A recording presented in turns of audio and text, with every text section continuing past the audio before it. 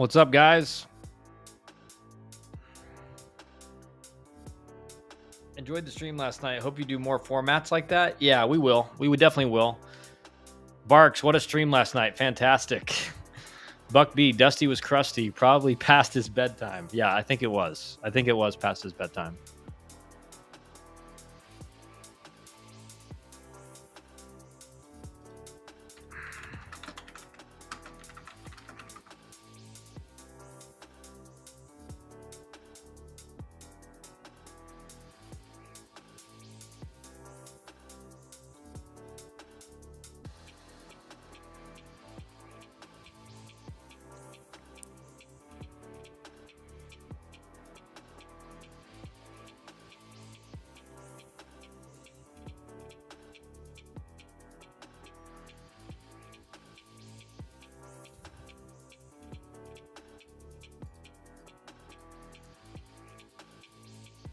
So let's see what's on the docket today, guys.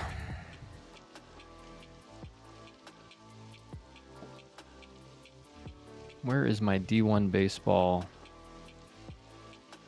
link?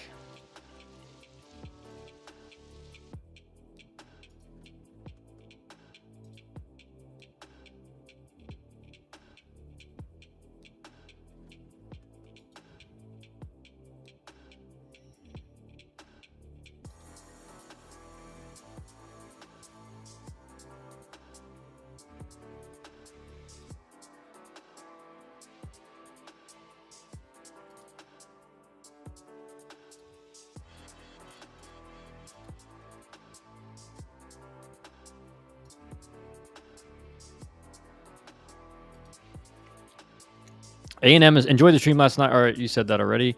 A&M is so weird. They either look like a top 5 team or they look like they've never played baseball before. Yeah, I mean it's that's just been the like the identity of that team all year. Just the reality that they've just been up and down. Like they've never been able to really get on a consistent run. Like we thought for a while that they had kind of figured it out, and then they got swept by Missouri. So it was just right back to square one. Buck says, by the way, why are hitters like Polka and you hanging out with a pitcher? Sus. It is sus, but Dusty was like a very mentally tough pitcher.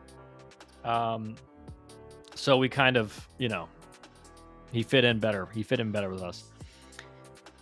Zach, re-A&M, that makes me think there's something wrong with team culture, not a cohesive group. Yeah, that could be it. That could be it. I mean, it just seems like there's something, for some reason, they've underperformed and they just cannot get on a consistent, really, play. Have you seen the Toledo game box score? No, I have not. Do I want to, is the real question.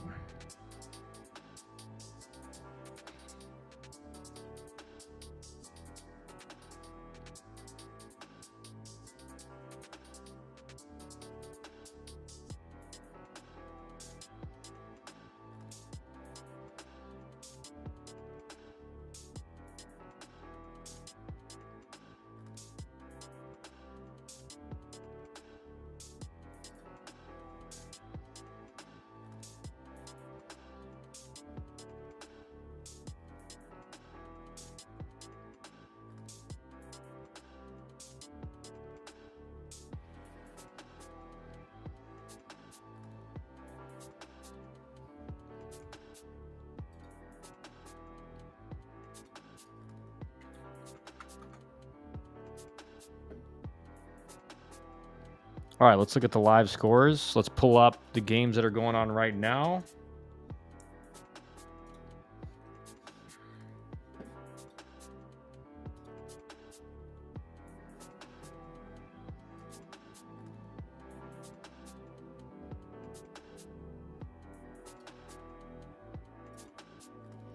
So the first ACC game of the day, I'm guessing, is Georgia Tech and Cal. A&M and Auburn going on right now. We're going to pull that up.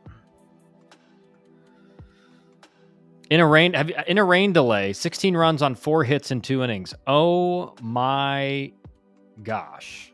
That is bad. Bowling Green, 7 runs on 1 hit, no errors, lots of walks. Baseball America bracketology has Georgia Tech hosting and Florida as the 2 and UConn as the 3. Baseball America has y'all as the number 16 overall seed.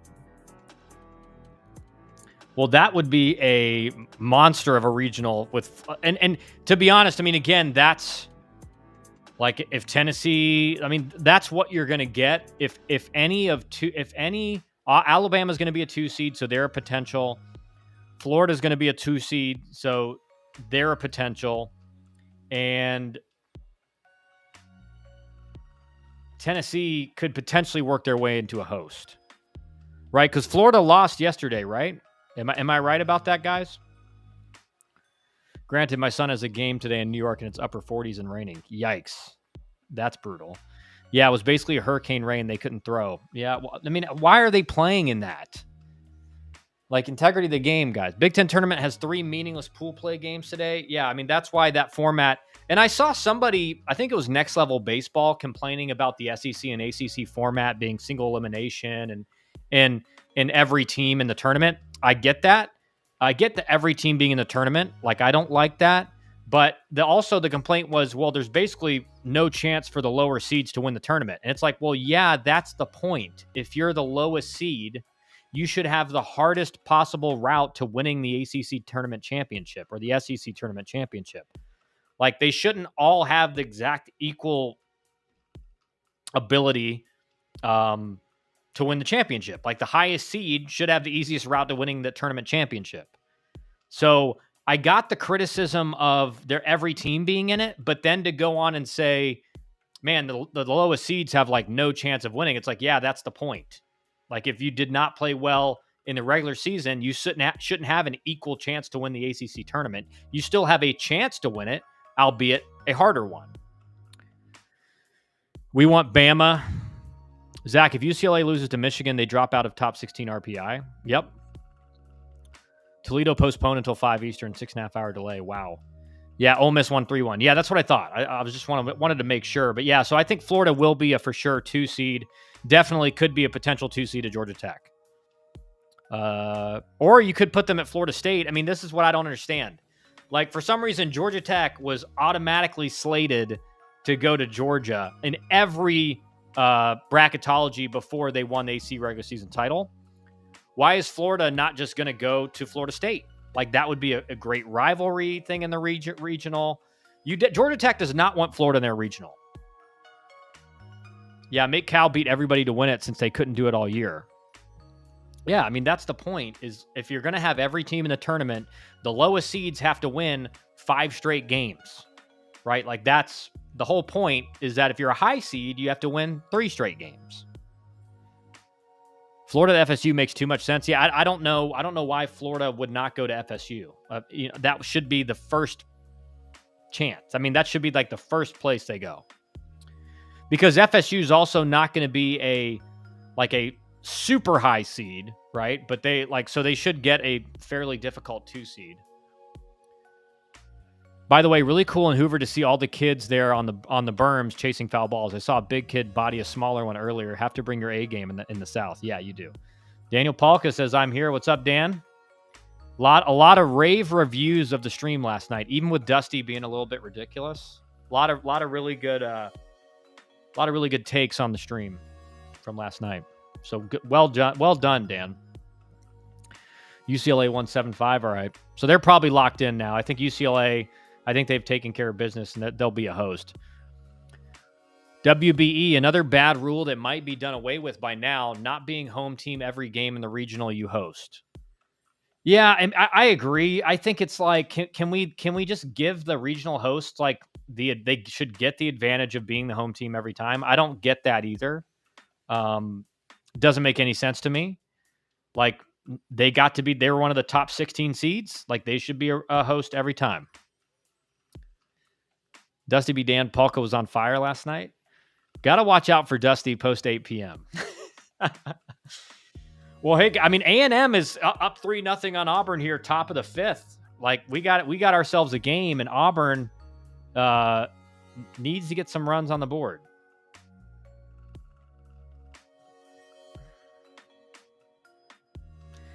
Auburn, the A&M's hitter just broke his bat. Will the umpires look at that bat and see if there's anything fishy going on?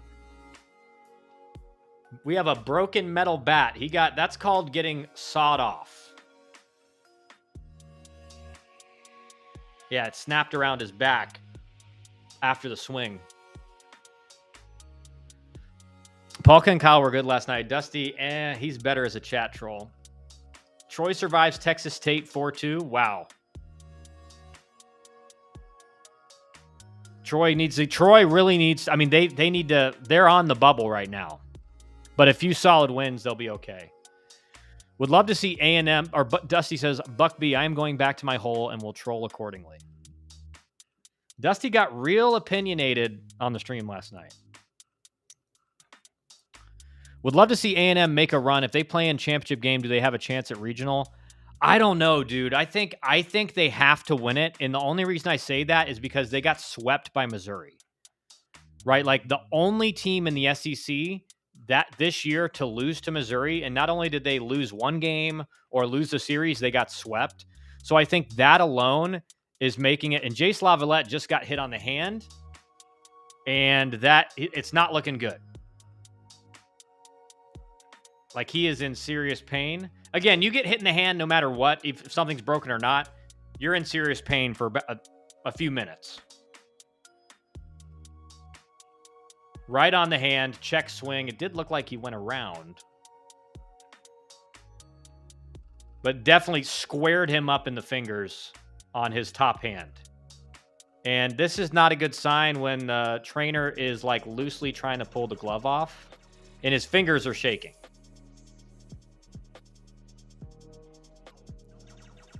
And he's not moving his fingers. So this is not good for A&M, because this is about the time when you get hit in the hand that like you start kind of, you're flexing your hand, you're starting to get feeling back, and the pain's kind of subsiding, and he's not doing that. Like his hand is motionless.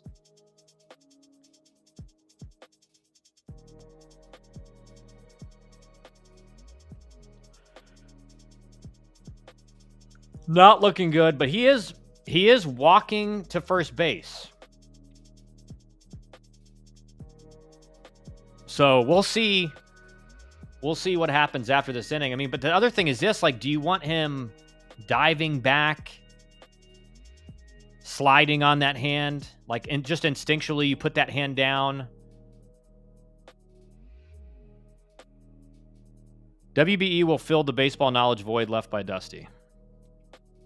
Tulane, UTSA just started. Possible bid stealer game.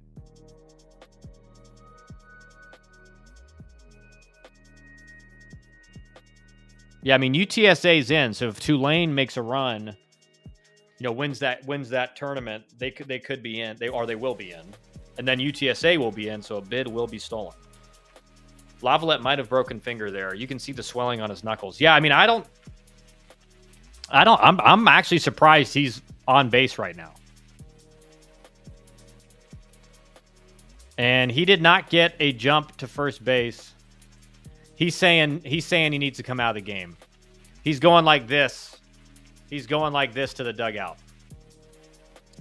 That's not good. He's coming out. He's pulling himself out of the game.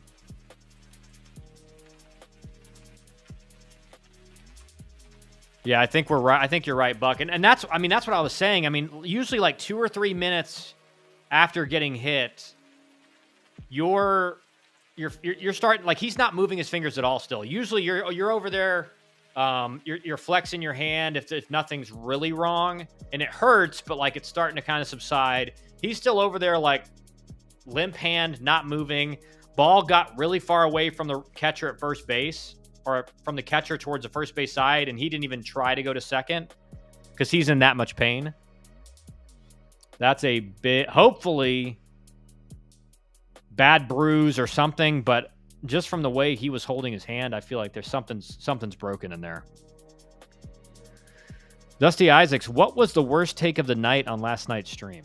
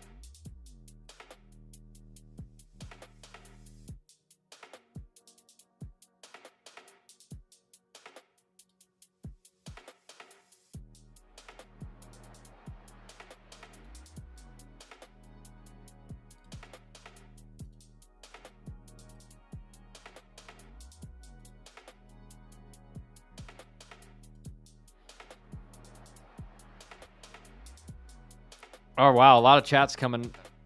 Who's pitching for Georgia Tech? Our Omaha 8s had major oversights. In my opinion, kind of felt rushed. And Palka only gave 7. Palka only giving 7 was crazy. Had a chat with the strength coach for my son's team last night about creatine. He likes it, but suggested using it during the offseason when strength workouts are more intense. Yeah, that's fine. He worried a bit about hydration needs as we head into the hot summer season. Thoughts? Yeah, I mean, I think, again, you just, I mean, no matter if you're taking creatine or not, you need to be drinking, especially in the summer, and you're playing like multiple games, you need to be drinking like a gallon of water a day with electrolytes. So I have no issue with that. I hadn't realized it until Zach dropped Coastal. I didn't include a mid-major. I feel like there is almost always a mid-major. Well, in recent years, there hasn't been as many. I do think this year you have, like, again, I think Southern Miss, really good pitching. Like, that's my pick to make the College World Series. I just think they have the pitching to do it. Because UC Irvine has a good offense. I don't know if they have the pitching to do it. Coastal, I think, is really good all around, but I just think Southern Miss pitching is a difference maker.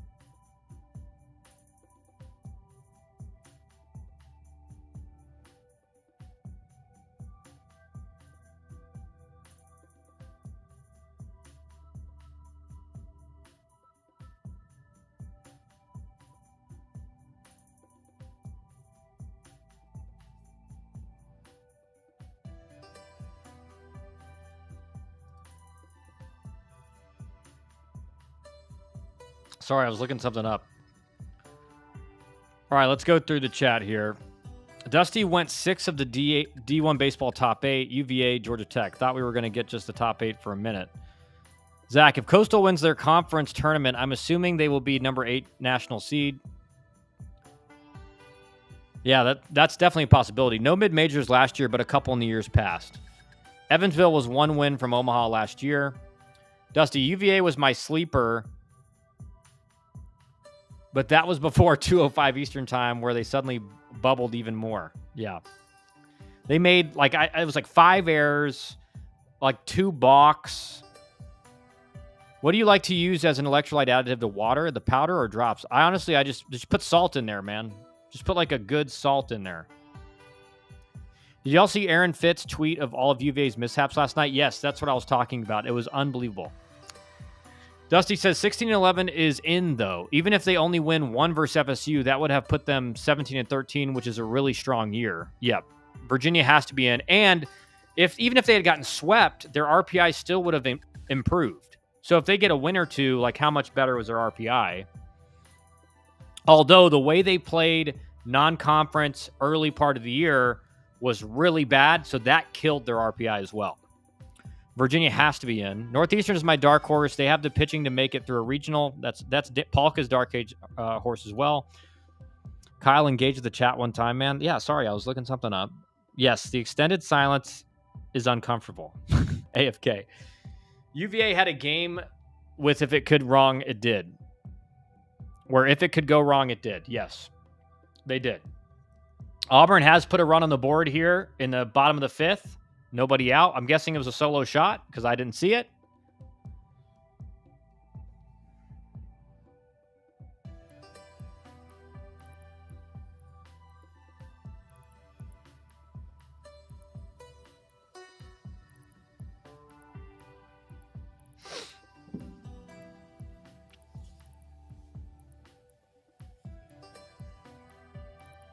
I will say one thing. The one consistent really for A&M for the most part all year has been their pitching. Their pitching has been really good. It's been the offense that was touted preseason as the best offense in the country that's been like the massive disappointment. The offense, everyone thought they had the best offense returning in the country. Multiple, like 20. Gavin Grohovac got hurt. He hit 24 home runs last year. Jace Lavalette hit 29. And obviously Lavalette has not had the kind of year people thought he was going to have. He's still hitting home runs. He's walking a lot, but hitting below 300. Caden Kent hasn't had a great year. So just all around, the offense has been the one thing that just totally regressed, which is strange because Michael Early was, technically the hitting coach last year. So it's like what changed this year in development or philosophy wise that, created these issues offensively. Their starting pitcher just didn't have his stuff. Yeah, and you got to give credit to Boston College. I mean, Boston College just went up there and was not missing pitches, hitting a lot of balls on the barrel. But that first inning, realistically, UVA should have given up maybe 3 runs. A couple errors. I know one of them was ruled a hit, which is ridiculous. But, I mean, UVA, when you play that sloppy defensively, all that jazz, like you're almost never going to win. You can't make that many errors, a couple balks. You're not going to win. Like a bunch of wild pitches and pass balls, you're just not going to win. It's just impossible. You're giving another team who's an ACC team way too many extra outs, and that's going to kill you in one game, let alone in like a weekend series or anything like that.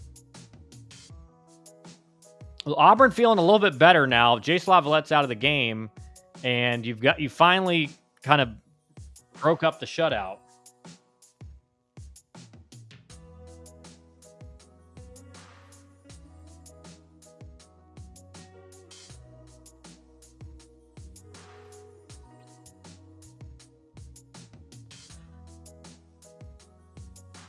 Is there any chance of Auburn falling out of national seed contention or falling out of a national seed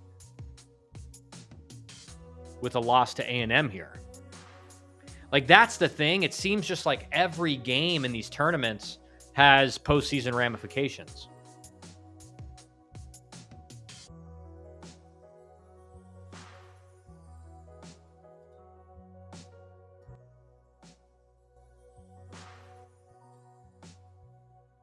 Western Kentucky down 5-2 to FIU.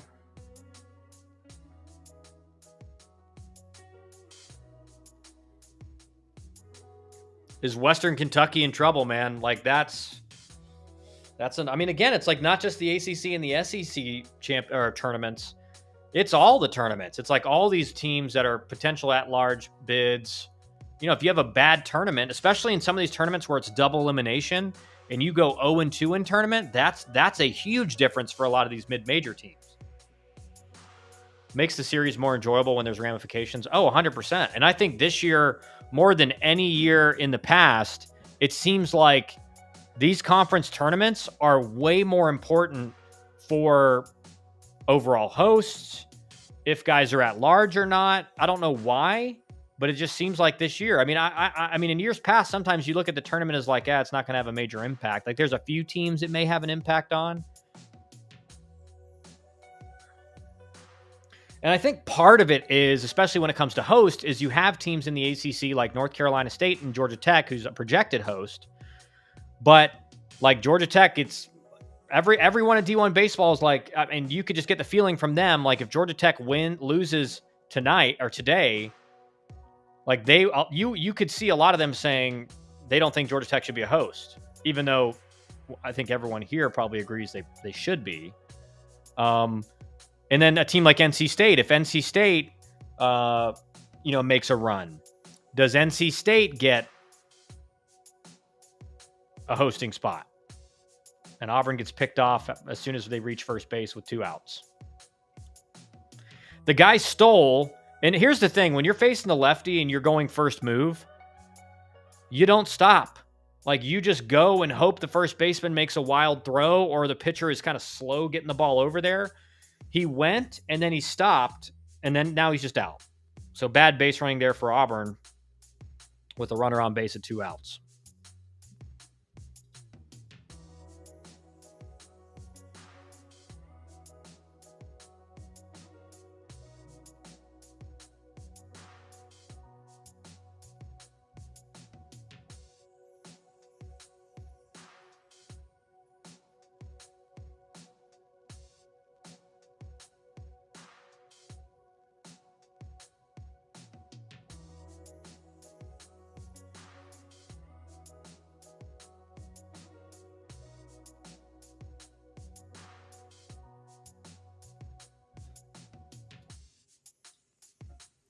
Clemson is a lock to host now, correct? You would think so. I mean, you would think so. Yeah, I think so. I think so. They won game 1. I don't think you're not gonna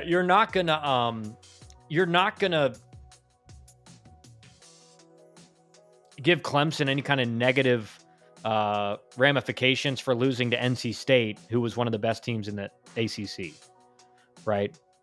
So I think if they had lost to, Virginia Tech, that could have had consequences. But as soon as they won game 1, like, you can't penalize a team for losing to a top 4 seed in their conference tournament. That would just be ridiculous.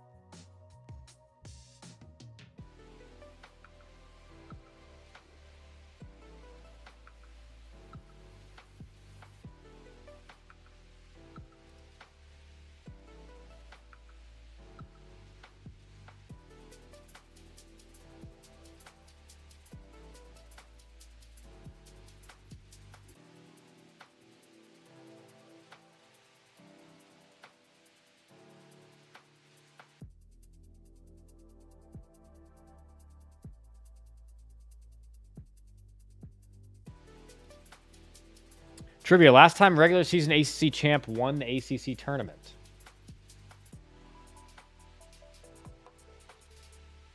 I don't know. Clemson in 2023? 2023 Clemson finished second in the ACC regular season. I don't know. WB, who is it? Let us know, man. Stop teasing us.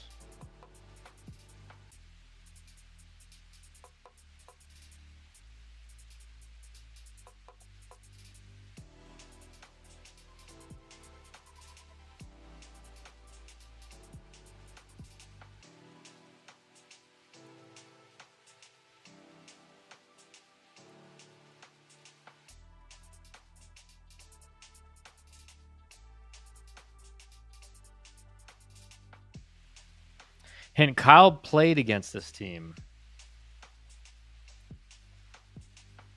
Would it be Virginia? Is it Virginia in like 2011 or is it Miami 20? No, I don't know if it's Miami. I mean Virginia maybe. I'm trying to think who won the ACC championship in 2011.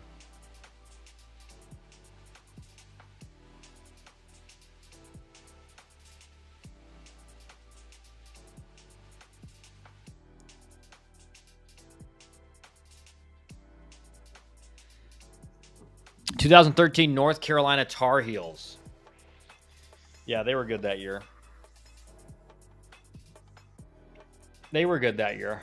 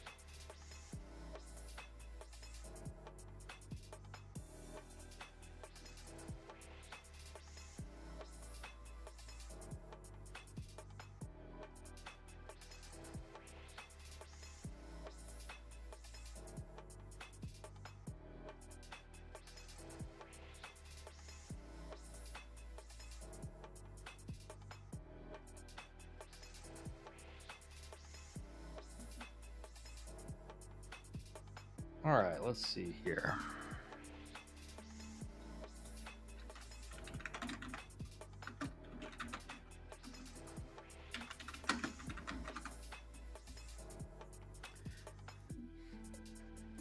I mean, that was a good team. They had Hobbs Johnson, Kent Emanuel, Colin Moran, Jacob Stallings.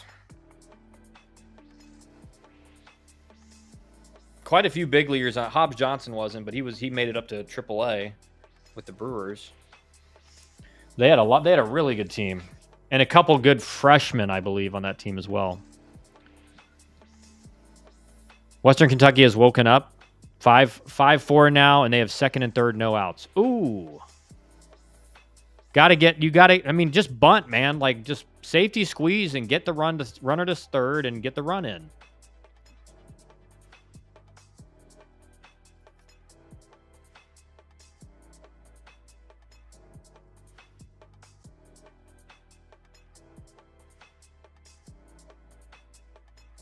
Tulane has second and third, 1 out, 0-0. Can they capitalize? That's a good question.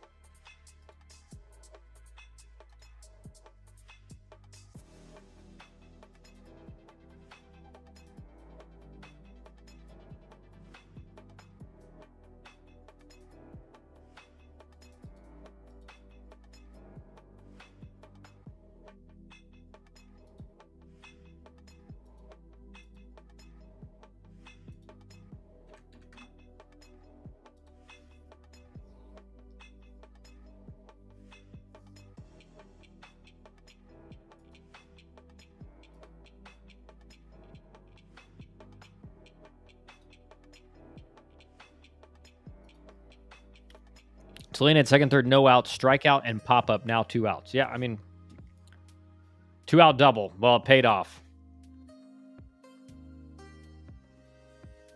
Auburn gets out of the top of the 6th. They're heading back to the dugout. Each of the last 2 times it's happened, 13 UNC, 11 UVA. They've been the overall seed. I knew Virginia in 2011. So it wasn't the last team to do it, but it was close. But yeah, that Virginia team was just absolutely stacked. Absolutely stacked. Chris Taylor, Danny Hultzen. They had a really good closer. I can't remember his name. Their Saturday guy pitched in the big leagues, the longest of that team. Hultzen ended up making it to the big leagues, but albeit after 3 shoulder surgeries, and he was kind of a shell.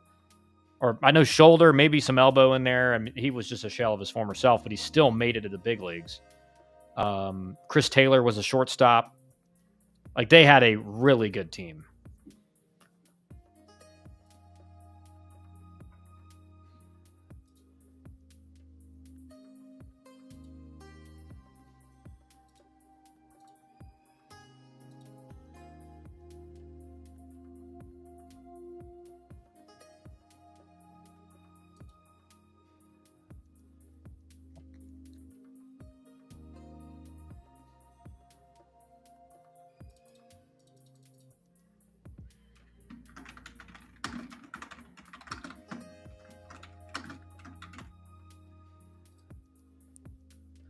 The baseball gods shouldn't reward you for failing to score runners on second and third with no outs and 1 out. Yeah.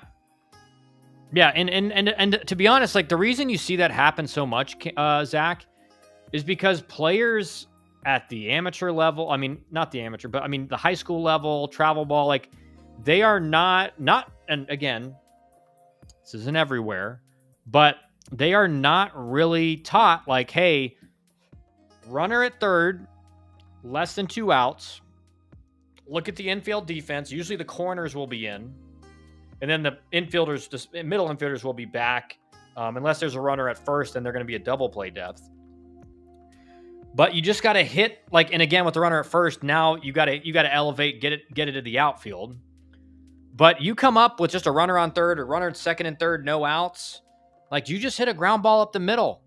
Pull a ground ball to the second baseman. It's like the easiest thing in the world. Or hit the ball up the middle if you're a right-handed hitter. And they don't do that, so they don't have to execute that in high school and in travel ball. So they get to college, and they've never done that. So they don't really have the experience to do it. And they don't realize how they're going to get pitched. Like, second and third, no outs, there's a base open. The pitcher does not have to come at you. He can try to get you to chase bad pitches, get out front, weak pop-up, stuff like that. So you have to know, I'm going to get pitched around. I probably need to be hunting off speed, and I have to be disciplined because he may just unintentionally walk me. And now depend on the guy behind me, right? Because in that situation, a coaching staff is going to say, we have no issue walking him. Now we have a force out at every base. We can minimize damage with a ground ball. So it's just like you have to understand how you're going to be pitched in that particular situation, and change your approach accordingly. But more than ever, hitters across the amateur level do not know how to manipulate their swing paths to get underneath the baseball or get on top of the baseball.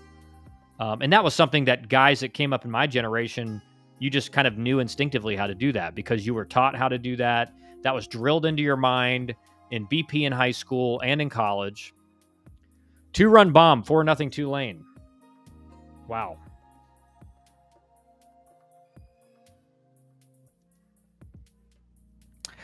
Can Tulane do it? Can Tulane steal the bid? And I'm guessing, are there any other at-larges in that conference besides UTSA? That's the question, because if UTSA gets eliminated, then it's 100% a bid is stolen already.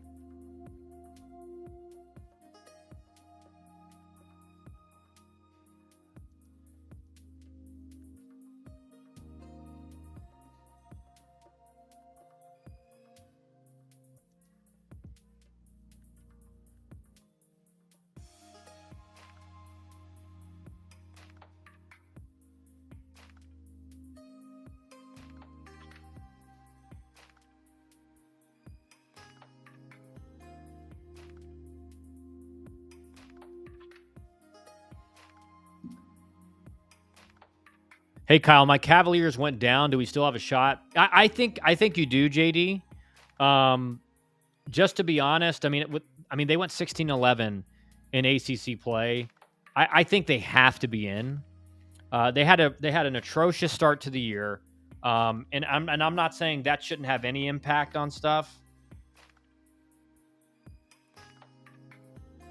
but I just believe that that's strong. And Dusty Isaacs made a great point. Even if they had lost the series to Florida State, go 1-2, they finished 17-13 in the ACC. So I think the committee is going to take into account that they didn't get to play 3 games against one of the highest RPI opponents on their schedule. And that impacted their RPI in an unknown way, but certainly their RPI would have been better if they even got swept by Florida State. So I think Virginia is going to be in. They will definitely be sweating on Monday. Like, it's going to be a sweat. Like, there's no guarantee, but I think they should be in. Nope, UTSA is the only tournament team, and any other team winning would be a bid sealer. So if UTSA loses this game, Zach, are they eliminated from the tournament? Miami is on high alert watching this UTSA Tulane game if UTSA is eliminated from this game. But a lot of those mid-major tournaments are double elimination.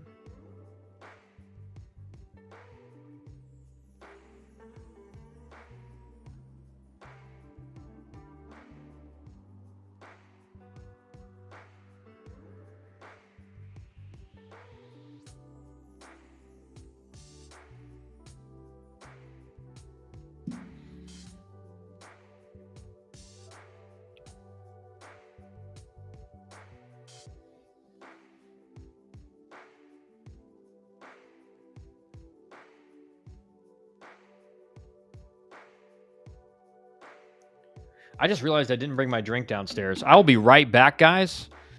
Zach, you're in charge of keeping the chat lively. I will be back in 20 seconds. All right?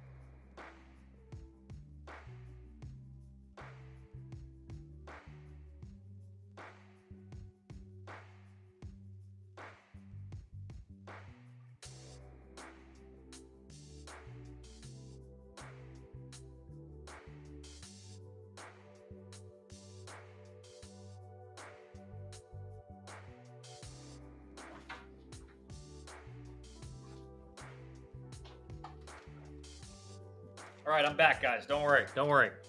The talent is back. Could have an interesting announcement. I don't have confirmation yet. But Sunday night, we may do a tournament bracket stream, and I'm going to have some pretty important guests on for that. That's going to be, I got 3 actual Georgia Tech students that were involved with the baseball team. These are my quants. You know, if you've ever seen the Big Short, you know, like, these are my quants. Like, these guys know numbers. They got into Georgia Tech, like, with their grades and SAT scores and test scores. And as you could tell last night with me, Dusty, and Dan, like, we got into Georgia Tech to play baseball. Right? Like, that's pretty obvious, I think, from watching the stream last night. These 2, possibly 3 individuals will be, these are like nerds of the highest order. Like, they know numbers, they know formulas, analytics. They're my analytics guys. So again, stay tuned for that. I'll make an announcement if we're doing it. But it could be doing that Sunday after the host sites are announced. So we'll know who the Sunday night, Nancy, what time Monday will the regionals be announced? I think it's typically around 12 p.m. Someone correct me if I'm wrong. I think it's around 12 or 11. Maybe it's different. I mean, maybe it changes every year. But Sunday night, Nancy, they will announce the host site. So we'll know who the hosts are. And then we'll find out who the rest of the field is on Monday. Nope, UTSA is only it's double elimination format. Okay. Kendall Rogers said last night, we're safe because it's such a weak bubble. Well, that's got to make you feel pretty good, but who knows? Some craziness could happen between today and Sunday. Yeah, I mean, we were talking about last night, College of Charleston last year, 40-plus wins, one of the best seasons in all of mid-major baseball. They didn't get in.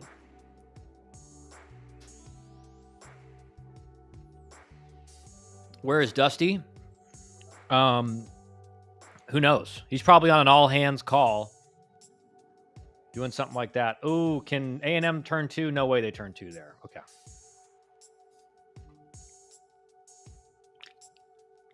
Too slow developing of that double play. We have another injury for A&M. Are they trying to say there was any kind of interference? Let's see replay. Hey, SEC Network, let's give us a instant replay. Thank you.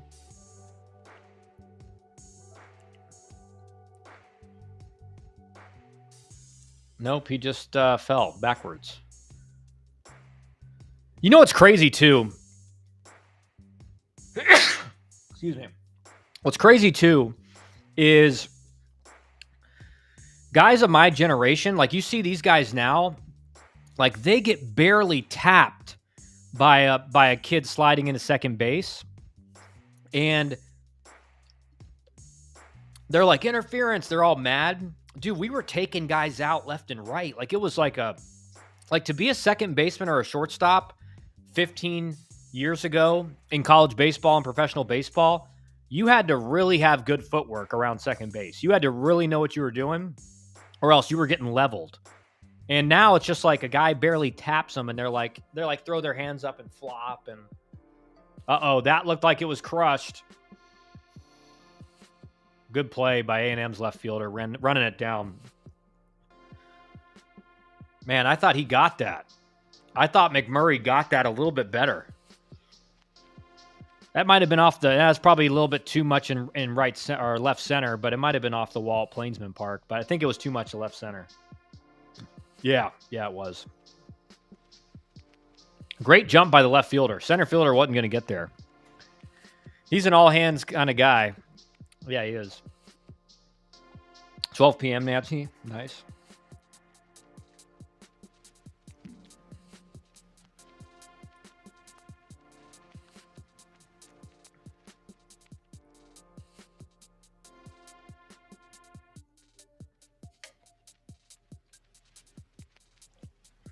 Let's see if Kendall Rogers has any interesting tweets today.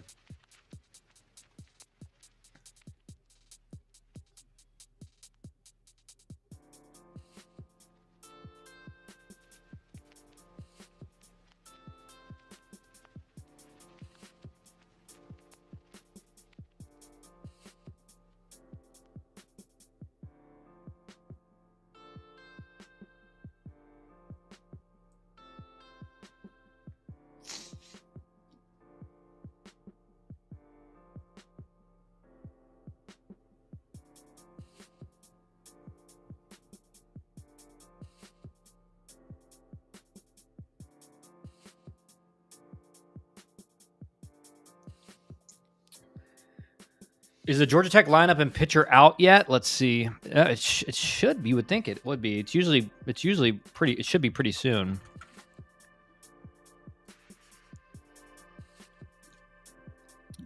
It has not been posted yet. I mean, I can guarantee you it's going to be Tate McKee. There's no other option for Georgia Tech. Unless you're going to pitch Brady Jones or Jalen Payton on Monday, Tuesday, Wednesday, basically 3.5 days rest. Like, I don't think that's going to happen. Certainly one of those guys, barring a win today, will have to pitch tomorrow. So I think you're going to see Tate McKee today. There's no other play or there's no other pitcher you would go to in a game where, again, this is kind of in a sense, like a must-win game for Georgia Tech just to solidify their hosting chances, again, because it's against Cal. Georgia Tech's going to take an RPI hit if they lose against Cal. And is that going to be enough like Buck has said, like the narrative around Georgia Tech is that they're not as good as their record shows in the ACC regular season, and like again, a lot of people on the D1 staff were kind of like moaning and groaning when they had to put Georgia Tech as a 16th host. So I mean, this is a must-win game for Georgia Tech. You're going to throw Tate McKee, who's not pitched well lately, but he's going to give you the best chance of the guys you have at your disposal.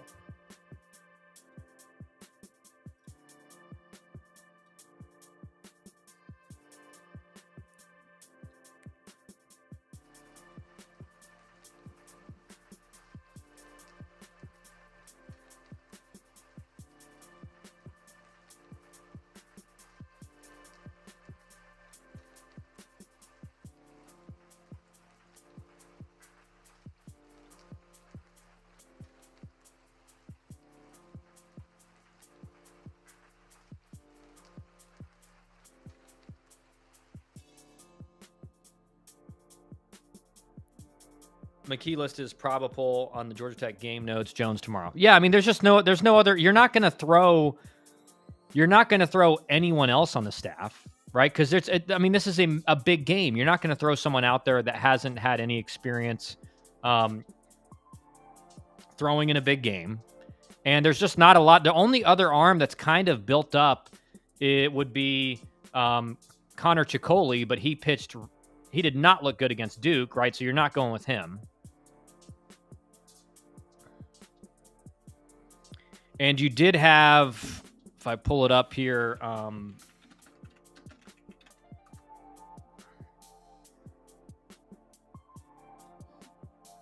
you did have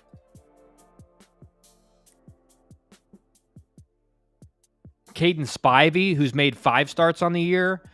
Has pitched to a 3.98 ERA. He was in the rotation for a while. Got switched out for Jalen Payton. So I think you're going to see Tate McKee. There's just the only other person it could be is Caden Spivey, and I don't see that happen.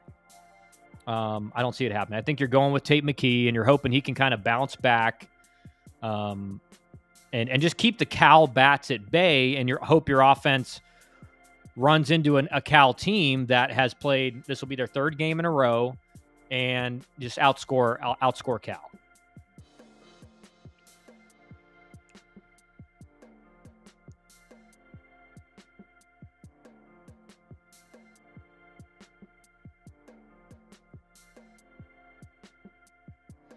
Jace Lavalette in the dugout with his hand completely wrapped. His pinky finger and maybe ring finger are also individually wrapped. And it's basically a cast, Buck. That is not a good sign for A&M in the future of this tournament if they win. Because that's their biggest bat in the lineup. That's the one guy every pitching staff is afraid of. Spivey, X factor for the Jackets postseason run. Yeah, I mean, he's the one guy. I mean, I think Spivey is going to have to be used. If you're going with, it'll be interesting what they decide to do, like in a regional, right? Do you pitch, do you hope game 1 in a regional you go Tate McKee, Patel, and then game 2 you go Brady Jones, Payton, and solidify 2 wins? Or do you use Spivey as kind of the back end, kind of piggyback guy off of Brady Jones? Because he has been built up enough to throw 3 or 4 innings. But I agree, Wiley Ballard and Joyer. Spivey's going to be a guy that, for Georgia Tech's postseason run, he's going to have to pitch. He's going to have to come up big. Danny at Media Day said Tate. Yeah, I mean, that's the only option you have. I mean, that's the only guy you can throw. Just there's like, again, Brady Jones and Jalen Payton have they're on 3.5 days rest, so they're not pitching. And you're not going to go with anyone else besides Tate. He's been your Friday guy all year, right? This is a big game. You got to throw your Friday guy if he's available.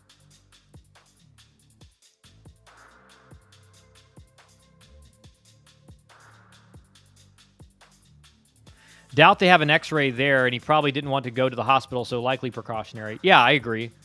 He'll be going after as soon as the game's over. Will the committee punish A&M as a bubble team if they don't have their best player for the tournament? It happened in football a few years ago when Clemson lost their QB. No, it was Florida State. It was Florida State. It was actually Devin Travis's little brother. I forget his first name. But it was Florida State who they punished because they didn't have their starting quarterback. Think they'll pitch Patel if needed? Yes, 100%. Because this game is the most important game of the tournament. Like, Georgia Tech gets this win, they're pretty much locked in as a host. If you lose, like, you're not playing, well, can we save him for tomorrow or the next day? Like, this is a game that if you lose, you're giving a little bit of credence to the narrative that Georgia Tech is not as good as their record suggests and everything like that.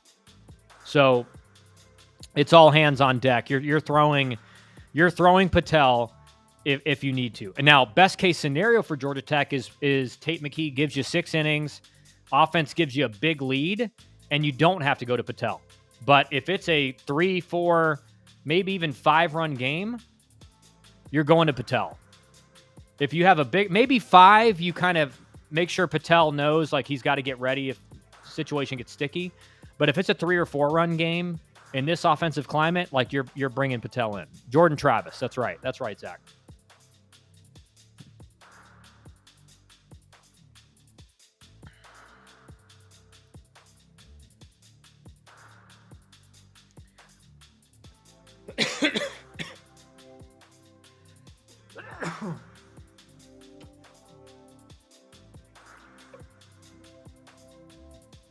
A&M's pitching staff doing a great job right now. Right, they're holding the Auburn offense down.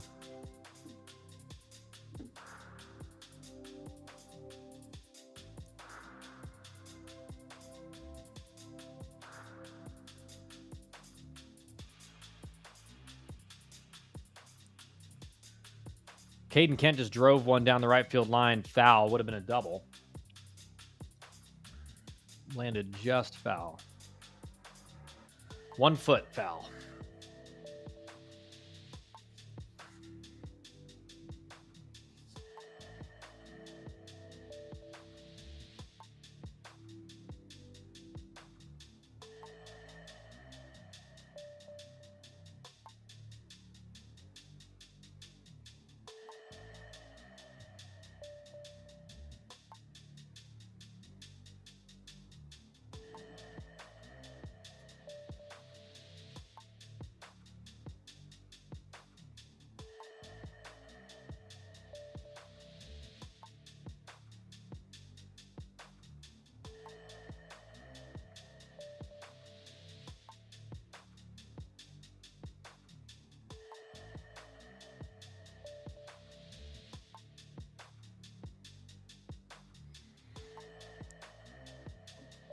What? Did Palka just hit his punch card today and then checked out? He might have. He might have class. He's finishing his degree.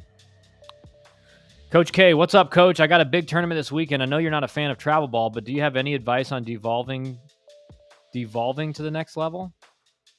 I'm a fan of travel ball. I just think, again, there's people that do it right and there's people that do it wrong. It's like anything else in any other business, in any other level of baseball. Like, there's good coaches in travel ball, there's bad coaches in travel ball.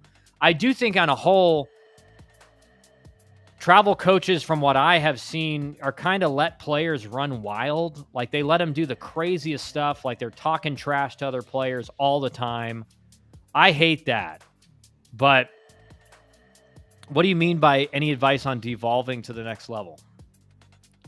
5-2 Tulane, bottom 4.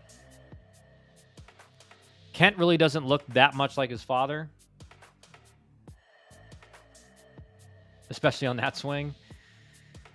Yeah, he was one of the guys everyone thought was going to have a big year this year, and he hadn't had a great year. It's just the whole offense in general for A&M has really regressed, and not just like in a minor way. Like, it's serious regression.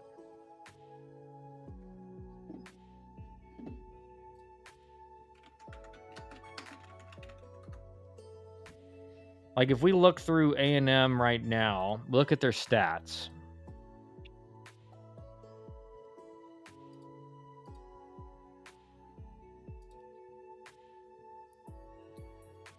A&M has 2 hitters hitting over 300. It's Terrence Keel's hitting 301, the freshman. And OPSing 796, not driving the ball very much. And then Wyatt Hensler is hitting 317. They do have a decent amount of home runs. Like, they've hit 94 home runs, so that's been really good. And their OPS is fine, but they're hitting 263 as a team. Lavalette hitting 259. Caden Kent hitting 279. Like, they have firepower, but they're just not a lot. There's not a lot of, like, true hitters in the lineup, according to the numbers. And they have they almost have 500 strikeouts in 54 games to 279 walks.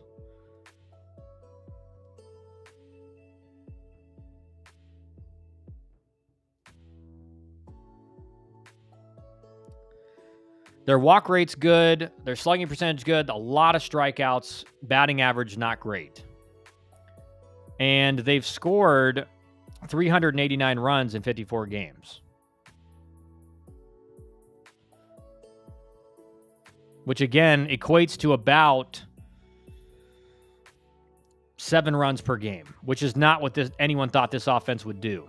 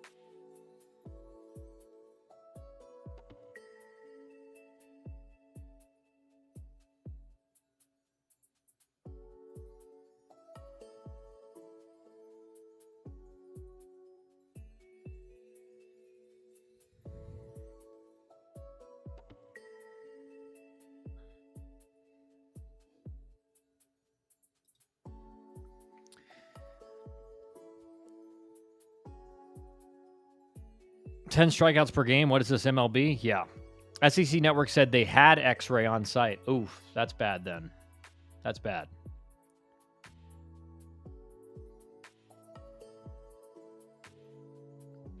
Yeah, we ran into a lot of teams talking crap just for having energy in the dugout and playing well. The other coaches just let it happen. It can be wild at times. My players know better. Yeah, and you see clips all the time, like guys hitting a double. Like they hit a ball they think's a home run, and they're like turning to their dugout and doing stuff, and then like it lands and they get a single.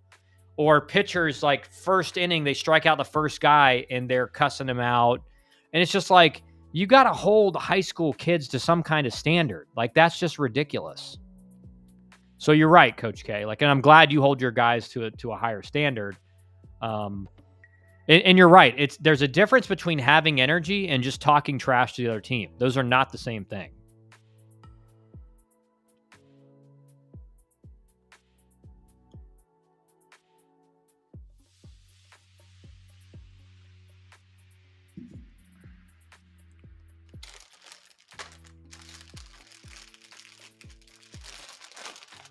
Time to break out a little snack here. Getting hungry.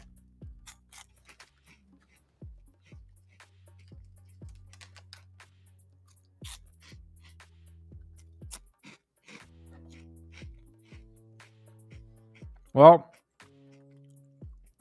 Auburn's just not doing anything offensively right now. They cannot get anybody on base. A&M staff's doing a good job going right at hitters. But 2 quick outs here in the bottom of the 7th for Auburn.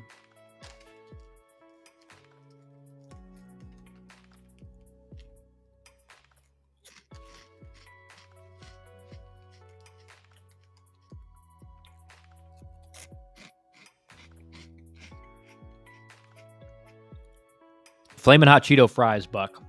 They're my guilty pleasure. I can't get enough of them. Even though they're probably the worst possible thing you could be snacking on.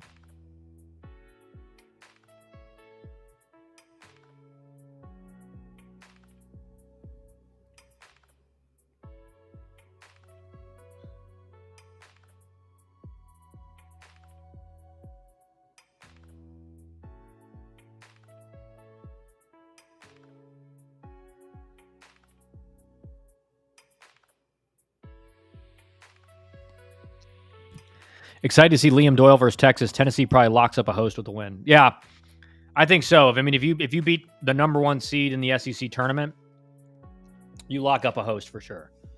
2 wins in the SEC tournament. They're kind of one of those teams that people still have. Some people do have them projected as a host already. So if they win tonight, for sure.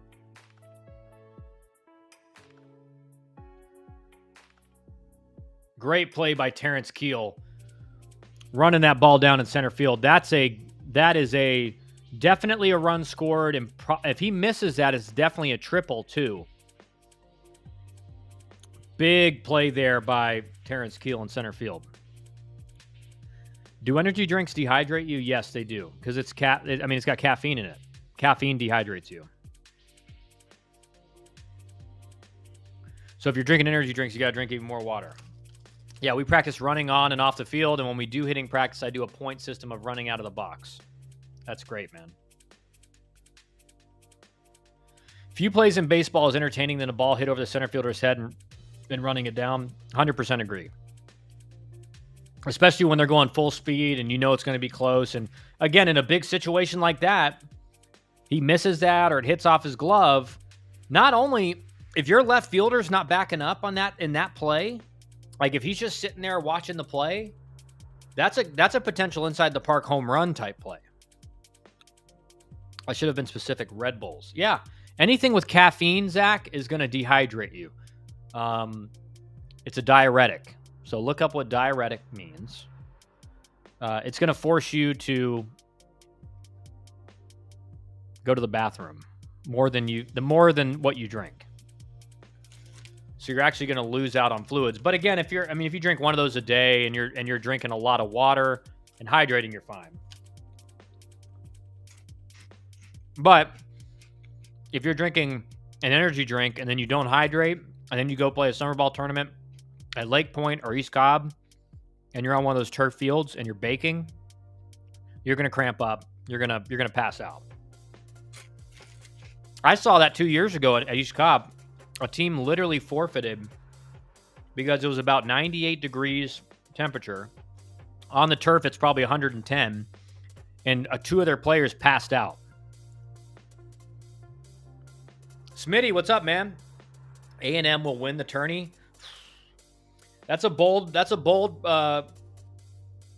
prediction, especially with Jace Lavalette looking like he will not be playing another game in the tournament, let alone the season, with a cast on his hand in the dugout now.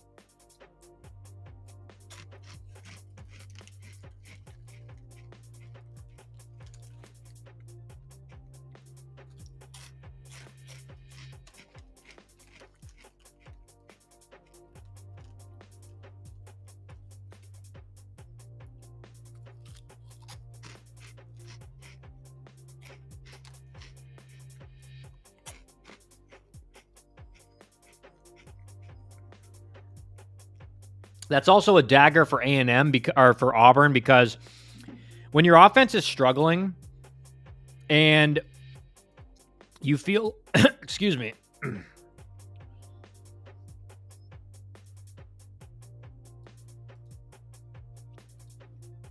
you feel like you just can't really get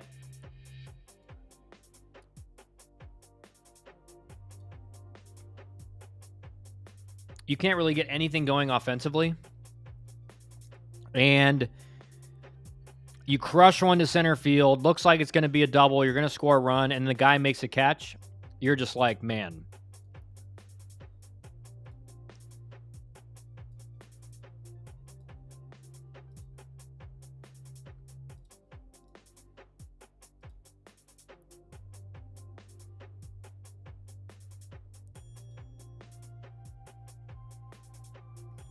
You can't get anything going. What a way to have your last college at bat hit, broken hand. Yeah. Yeah, for real. It could be his last college at bat, and that would suck. Did you see the light show that happened in the middle of a relay play in the BC versus Virginia game? Yeah. I mean, whoever was running the lights, whoever decided to do that, I can guarantee you it's someone up there running the lights who has no idea how baseball works. And he saw, oh, it's a double. and like wanted to do like a celebration lights thing while the play's still going on. I mean, I didn't see what the Virginia coaching staff's reaction was, but I would have been mad.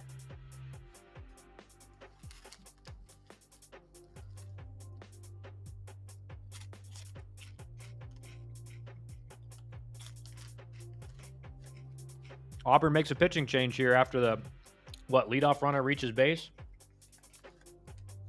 Or leadoff hitter?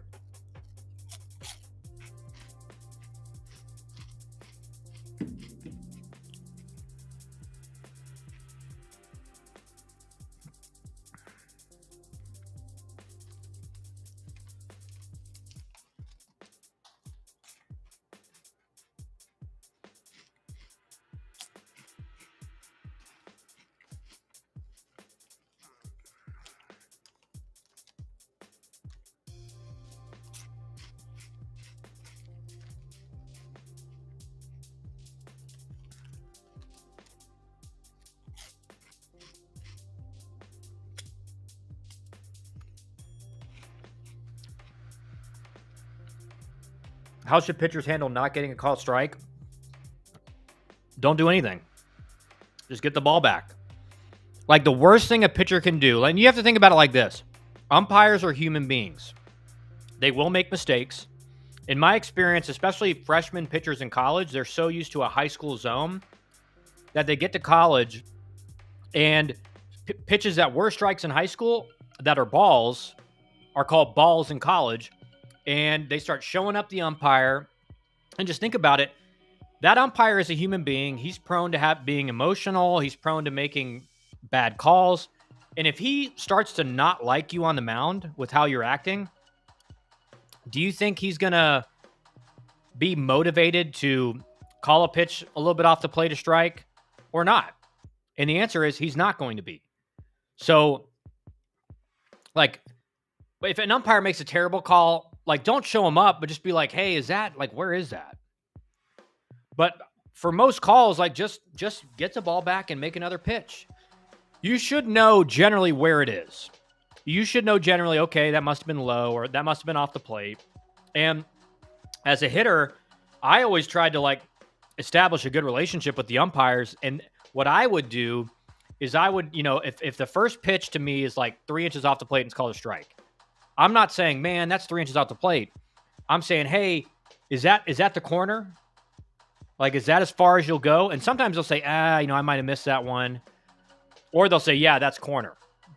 So then in my mind, I'm like, okay, like, he's going to call that 3 inches off the plate. So with I'm not going to swing at that 0-1.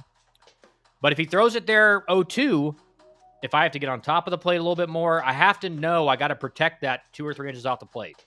Right, so there's ways to handle it with the umpire where they don't feel like, man, this guy's showing me up.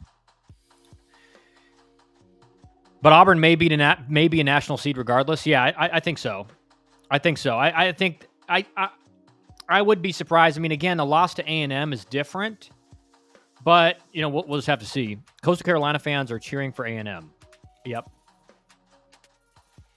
Imagine Georgia Tech beats Cal, beats NC State / Clemson, and then BC to win the ACC. Gives D1 baseball more fodder that they didn't beat anyone. Yeah, for sure.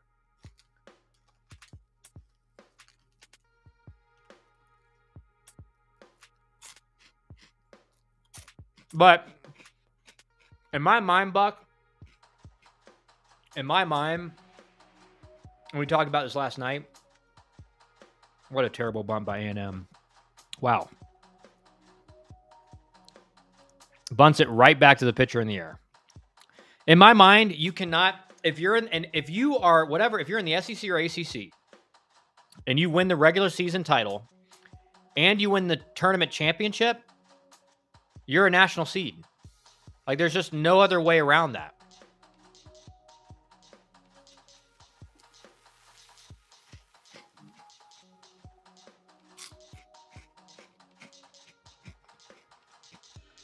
The tourists have taken over Panama City Beach. Sorry, Zach. Smitty, thoughts on Missouri head coach coming back? I will say,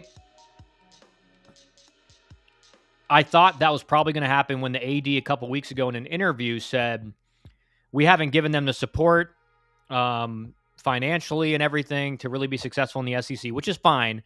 I will say it's not like Missouri went 10-20, which is a bad year. They went 3-27. So I think there's a lot of head coaches that have been fired for way less. So I think a lot of people are surprised he's coming back, but I think the question is, all right, well, is Mizzou actually going to give him a bunch of support? Is he being told, hey, next year we got to see massive improvement or you're done?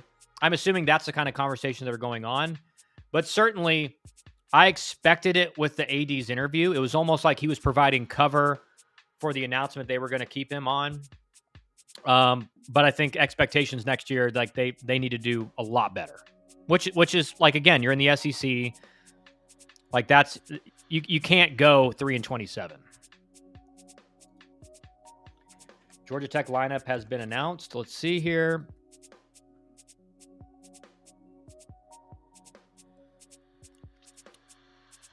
All right, so Georgia Tech's lineup will be Drew Burress, Kent Schmidt, Kyle Lodies, Alex Hernandez, Von Lackey, Caleb Daniel, Carson Curse, Will Baker, Drew Rogers, one of our former clients, Tate McKee on the mound.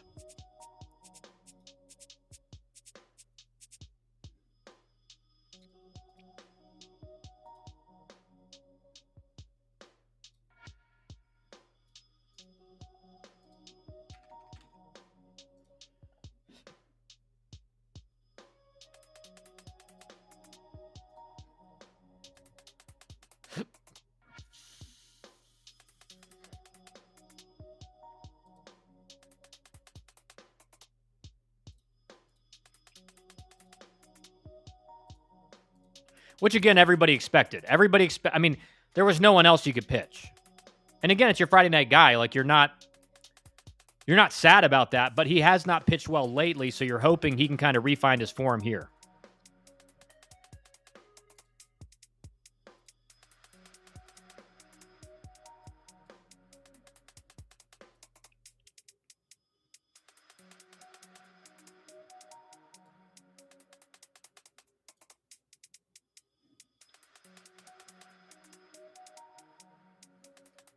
Kyle, do you think a senior out of high school should play in a collegiate summer league? Yeah, I think it's a good experience. As long as you're playing a decent schedule, getting a lot of game ins, you're playing college competition, that's great. Like the only mistake you can make your summer before getting on campus is not playing at all or playing very little games. So as long as you're playing a good amount of games against good competition, like you just want to be set up to where you are ready to go come those fall workouts to really prove yourself, because that's where your first impression is made. And a lot of times players' careers are decided by how they look to the coaching staff in those fall inter squads and everything like that.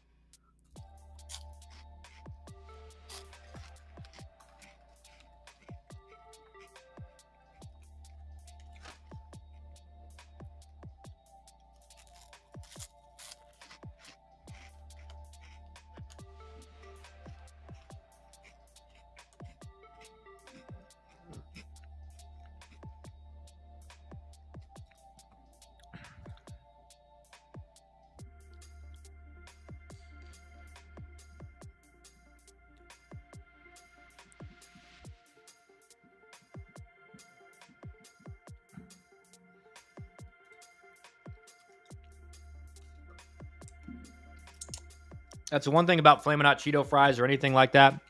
Your fingers get messed up.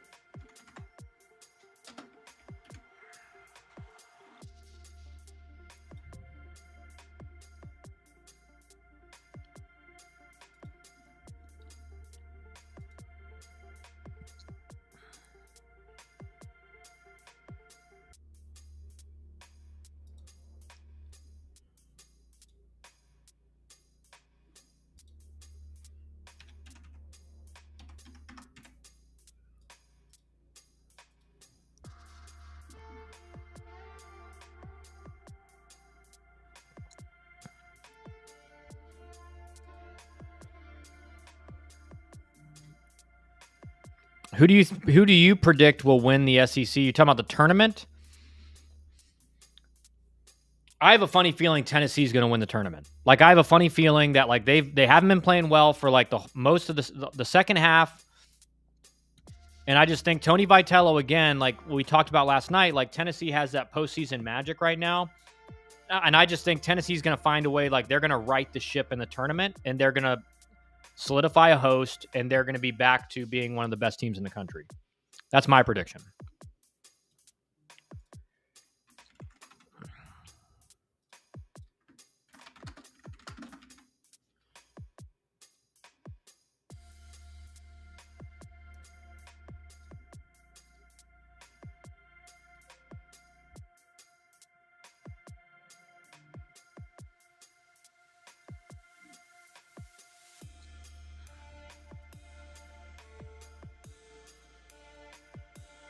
Buck, hopefully we see you at Hard Rock Stadium Labor Day weekend.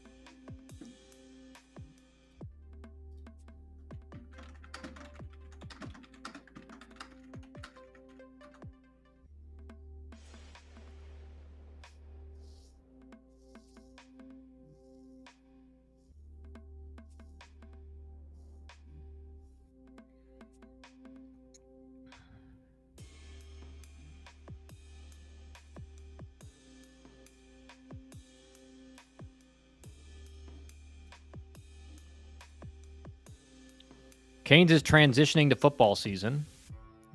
No Dusty Canes or Polka. Yeah, what's going on? Canes has gone soft. Buck, hopefully we see you. Or you already said that. Don't worry, Zach. WBE is here. Auburn gets a leadoff single in the bottom of the eighth. Do you think McLennan could beat an SEC team?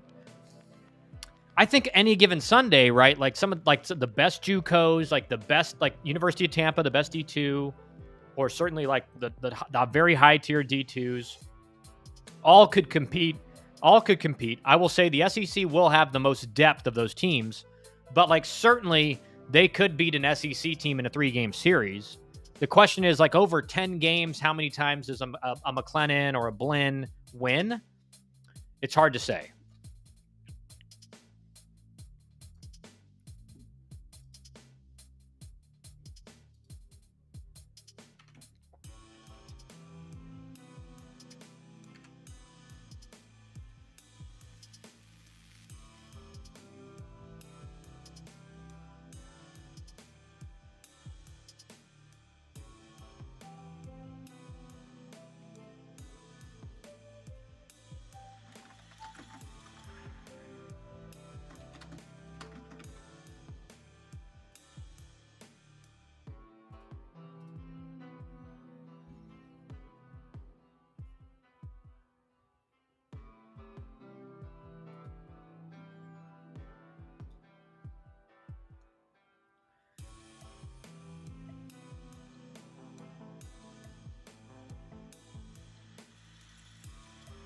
A&M botches the double play.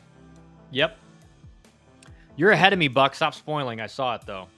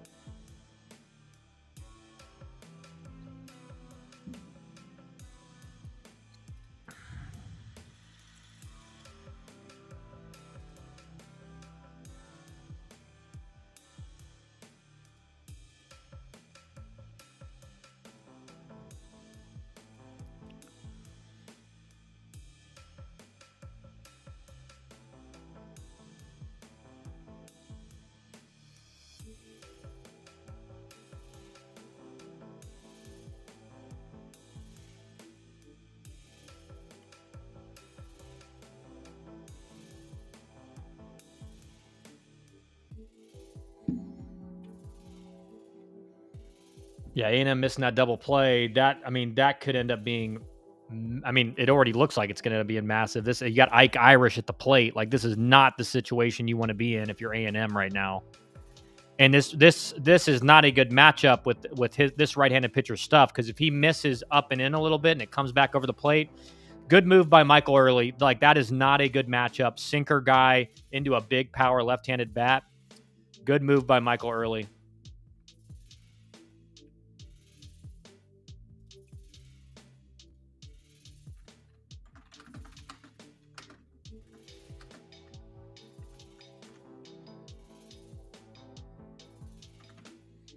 Sorry guys, I'm doing some work a little bit behind the scenes right now.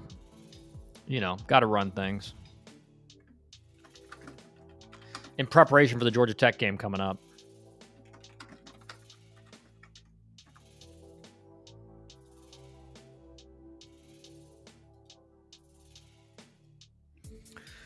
Interesting. I mean, they got to be bringing in a left-handed arm, right? Like they have to be bringing in a left-handed arm.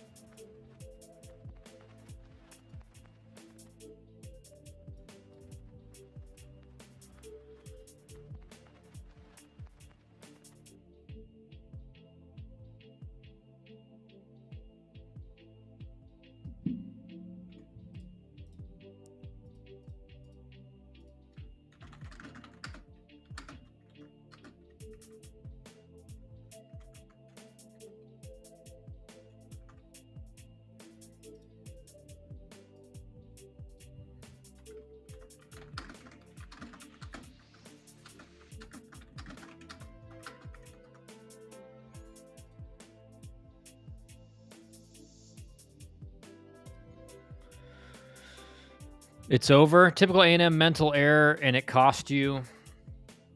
Did the pitcher not point to the shortstop to let him know who had bag before the pitch? No, that should be decided pre-pitch. Like the infielders should know if the ball's back to the pitcher, they should know who's covering. So the fact that both of them were there, big mistake. I like the move by coach. Need a lefty. Yeah, 100%. That was not a good matchup. Sinker guy into a big left-handed bat. That's not a good matchup. Because you want a ground ball here, but a right-handed sinker is like an automatic double for this guy at the plate. So they had to make the move. A really good move. And you had to know that you're getting a breaking ball there. Big at bat here, 100%.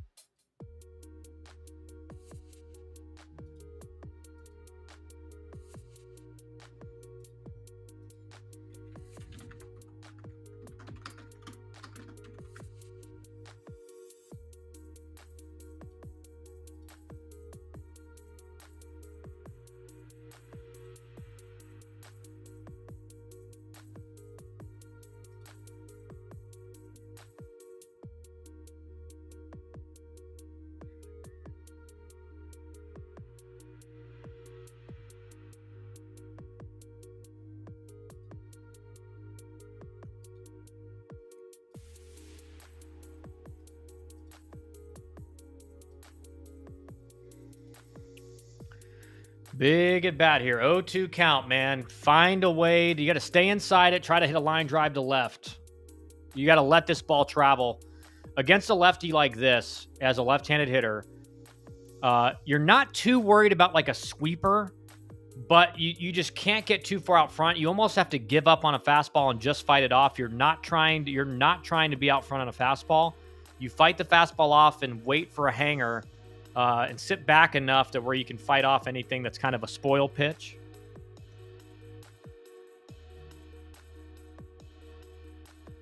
Safe. They're still alive. They're still alive, but great job.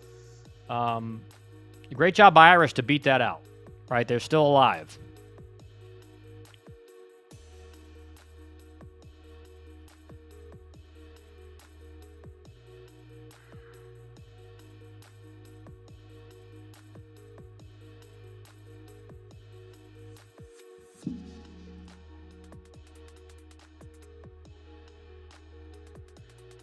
Butch Thompson out to argue right here.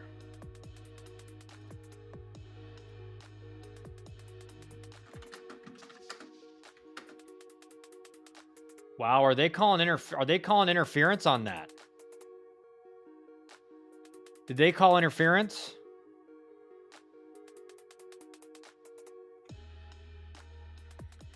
That's JJ January. He was like the best umpire in AAA. Somehow he never got to umpire in the big leagues. I don't know why he never got to.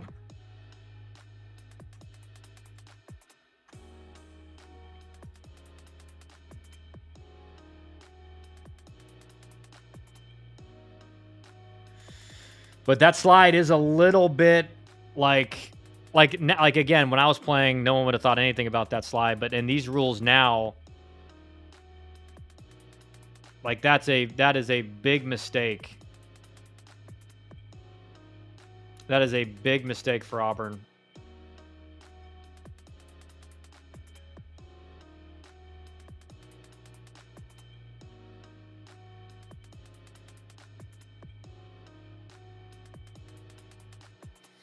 That is a big mistake for Auburn, man.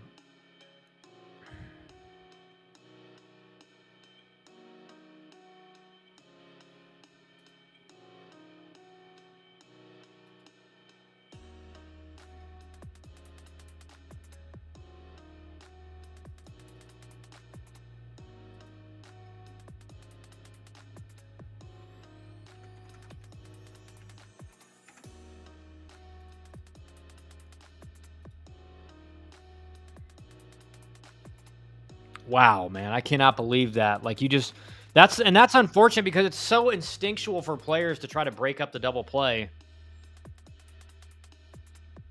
That interference call out of an inning, a gift, yeah, never a doubt, Smitty says.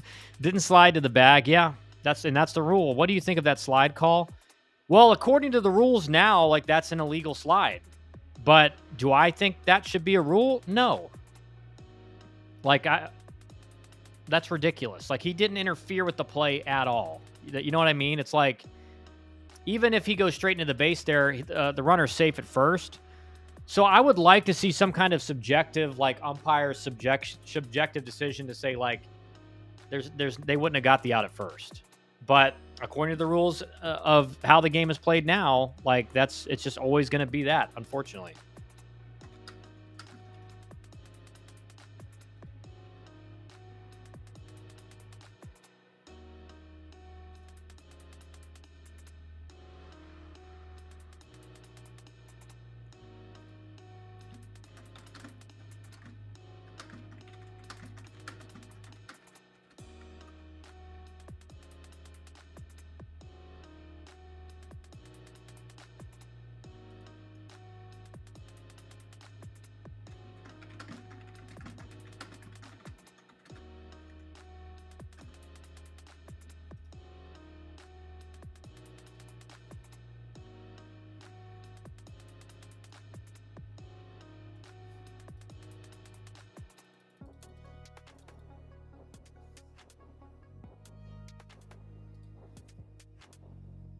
So it's unfortunate. Auburn had a real chance to do something there and just gets stupid rule. Are you pulling for Auburn? I have a really good relationship with Butch Thompson and Carl Nonemaker. So yeah, I like them. I think they're good people. And so yeah, I'd like to see them win. Is that rule to protect player covering the base? Yes. That's the rule. But again, it was just another one of those things like where one bad injury happened. Chase Utley took out, I forget who, maybe Jose Iglesias or whoever it was in the playoffs, and injured him. And it was a really brutal slide. I will say that. But they basically said, "Oh, we don't need this happening in the game." But it's like the majority of the time that didn't happen. Like that wasn't something causing a whole lot of injuries. And so, I don't like the rule, but that's how it is now. I mean, that's just how it is.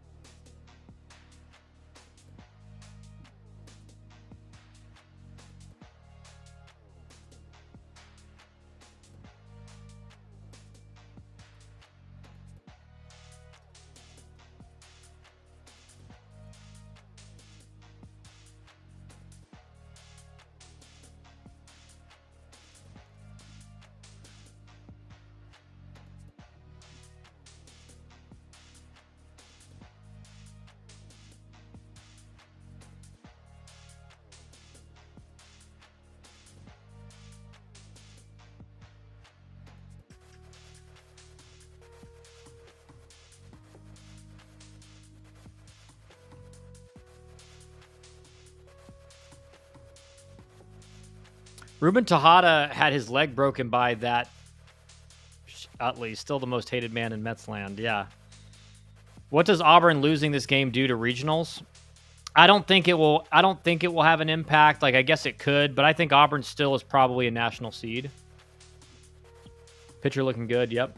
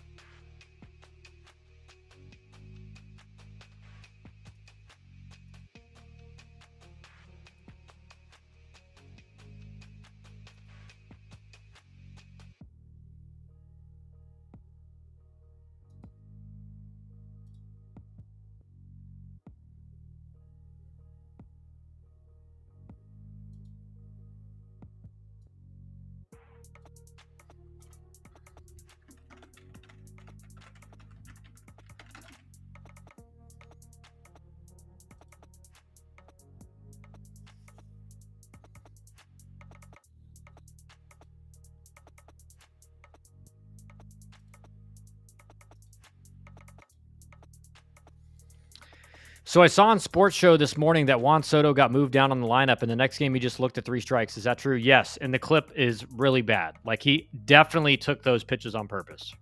Apparently, they said Juan Soto was in his feelings and just looked at 3 straight strikes. Yes, that's exact. If you watch the clip, he did not look like he had any intent, and he took pitches like right down the middle.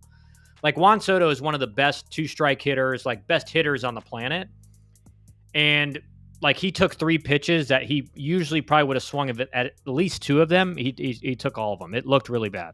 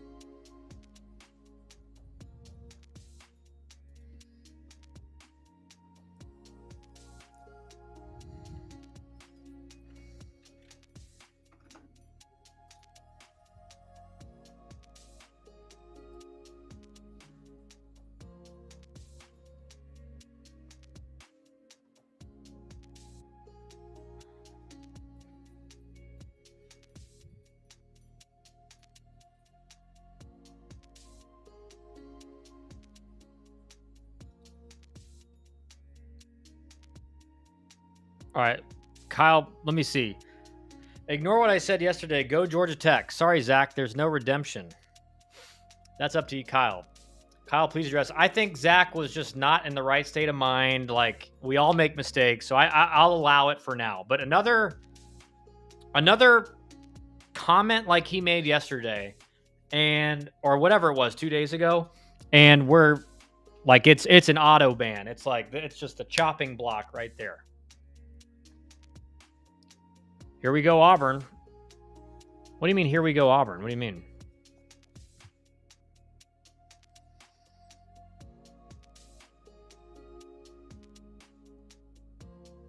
Weak. Soft.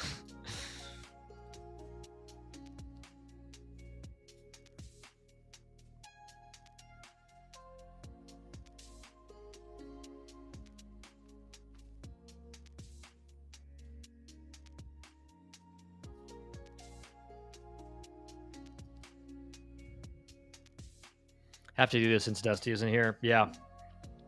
That makes sense.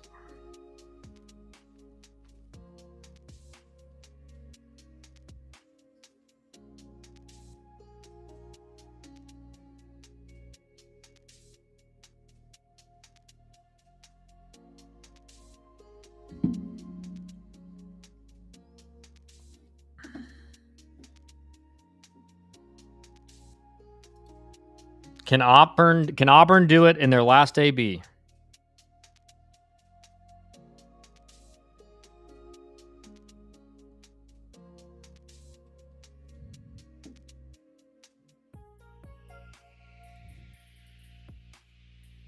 I wasn't in my right mind after getting run ruled by the worst team in the ACC. Hey, we understand that, man. We understand that.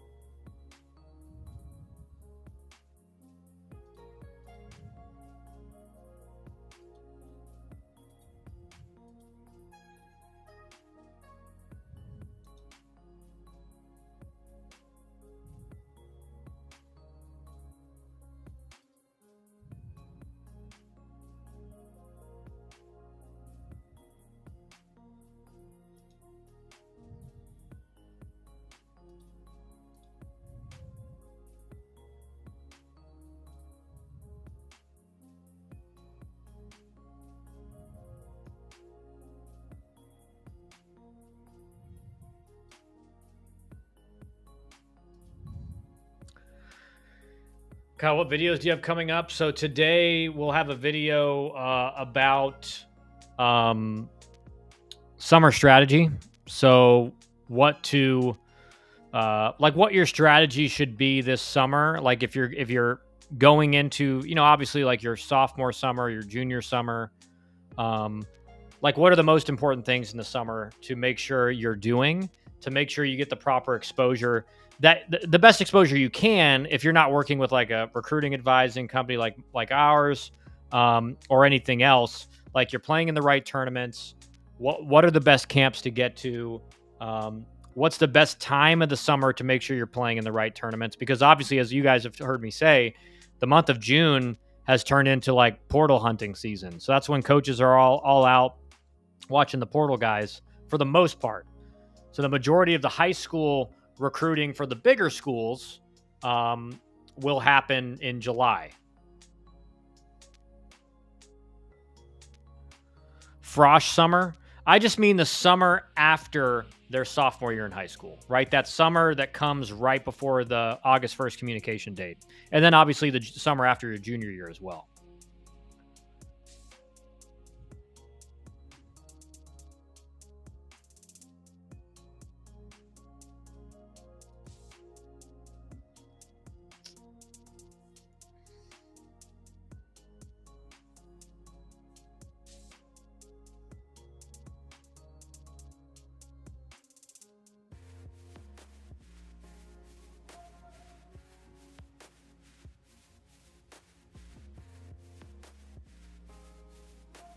FIU 5-4 in the 7th, Tulane up 6-4 in the 6th. Uh-oh. Guys, I will not be streaming during the Georgia Tech game. This is a serious game. I will be locked in on that game. All right, so we're going to cut the stream here soon after the Auburn A&M game. Auburn, did he get enough? He did get enough. 1 out, 1-run game. Wow. We have a ball game. That's right. You got 2 outs left, but you got a game. You got a game.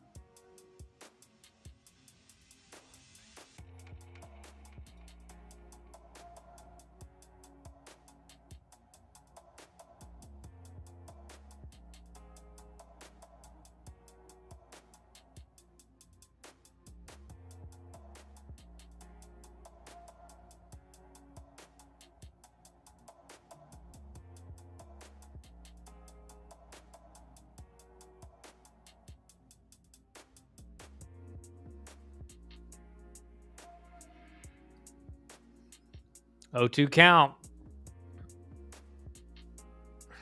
Charge a pay-per-view fee and stream Georgia Tech game, NSFW version. I don't do NSFW version. This is a family-friendly stream. All right? Family values in this stream. For the most part. Who is Georgia Tech's ace? Well, Georgia Tech's Friday guy is Tate McKee. He's pitching here in a few minutes. He hasn't pitched as well lately. The pitcher that has pitched really the best over the second half has been their Saturday guy, Brady Jones, and Jalen Payton, who's their kind of third starter or guy that will piggyback off of the number 2 starter so far. What if Strawberry 69 shows up? God, that was like killing me last night, Buck. Every time I saw that pop up, I'm like, oh my gosh. Because for some reason, when I ban that account, it deletes it from my feed that you guys can't see, but it doesn't delete it from on screen. So now I have to like take the chat off like this. I could just take the chat off, but then you guys can't see. I guess you guys can see what other people are saying, but I like having the chat on so that people on different platforms can see what the people on YouTube are saying or the people on X are saying. So it's just, It's stupid. Wiley, I would pay to watch a Dusty and Kyle stream while they watch Georgia Tech. You wouldn't, dude. That wouldn't be family friendly with Dusty on there, or myself. Ask my wife. Me watching a Georgia Tech game, it's like, she's like, "Can you relax? We cannot have Bella Strawberry stream on this channel." No, that will never happen. That will never happen. All right, Auburn down to 1 out.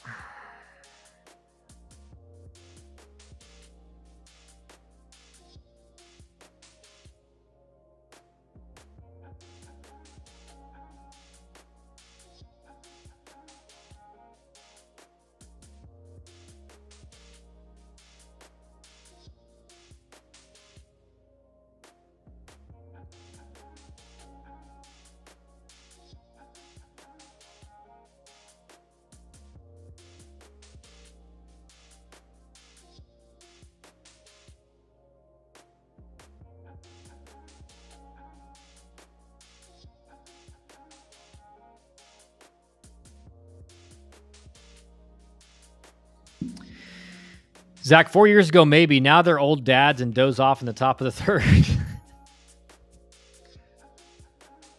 No, hey, you know what? Wait, is the game over now? Or did they make a pitching change? Did the Auburn game end? That's anyway, guys. I'm going to go because that game's about to start. I got to be locked in. So I'll see you guys tonight, later tonight, probably around 10, for a later night stream to go over what happens in this game and the other games that are going on. So see you guys then. Have a good